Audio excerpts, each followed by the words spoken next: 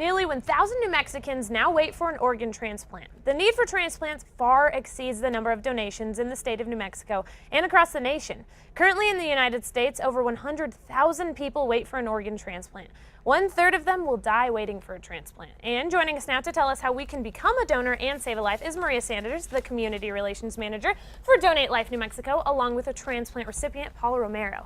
Thank you so much for joining us because this really is so important. So thank you for being here. Thank you. So why is there such, and it might be an obvious question, but why is there such a high need for organ donors? We have such a tremendous need because of diseases that are causing organ failure. Okay. Here in New Mexico, we have a tremendous problem with diabetes, hypertension, and different liver diseases. Okay. So many of those things are causing New Mexicans to seek a life-saving organ transplant. Yeah. So we're trying to combat things that are happening in our community. Okay, great. Now, can you tell me a little bit, if you feel comfortable, tell me a little bit about your story? You bet. About 3.5 years ago now, I received a call from the hospital confirming the fact that I did have liver cancer. And it was pretty aggressive.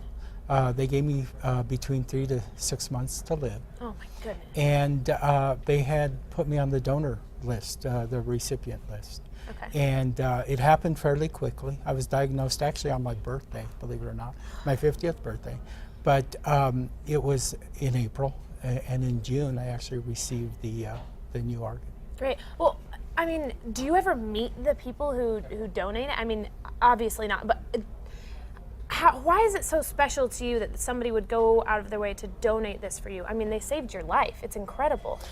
It truly is a gift of life. Yeah. It's just another opportunity to breathe and walk and really experience the things that you never were grateful for. Yeah, absolutely. Because I mean, you hear you have 3 to 6 months right. to live. Correct. And you're like, oh my gosh, there's so many things that I feel like I need to do with my life. And then Right. somebody kind of gives you that and you still have that appreciation. Absolutely. That's incredible. So why are there less Hispanics registering to be donors?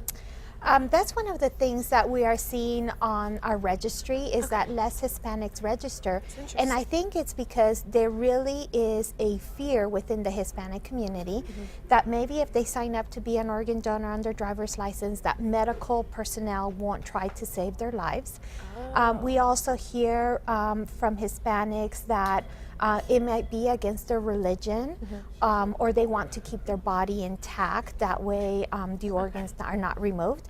But you know, the Pope just came out with a statement in support of organ donation, and all religions actually support saving somebody's life by being an organ donor. That's great. And the last reason that we hear from individuals is that many people think that they're just too old or too sick to be a donor, when in reality, you know, the people that are waiting for a transplant are so much sicker that everybody is actually a candidate to be an organ and tissue donor. Okay. So we encourage everyone to sign up. So what can we do to help save lives like Paul here said?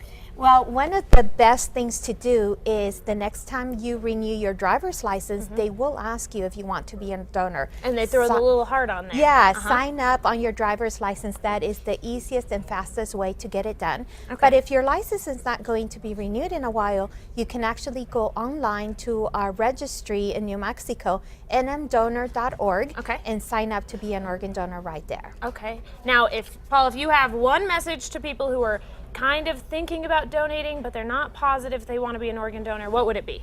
Well, you know, it's just giving somebody else a chance at life that they really wouldn't have otherwise. My story, I'm a lifelong educator. Okay. So I've always tried to advocate for those who can't advocate for themselves, mostly.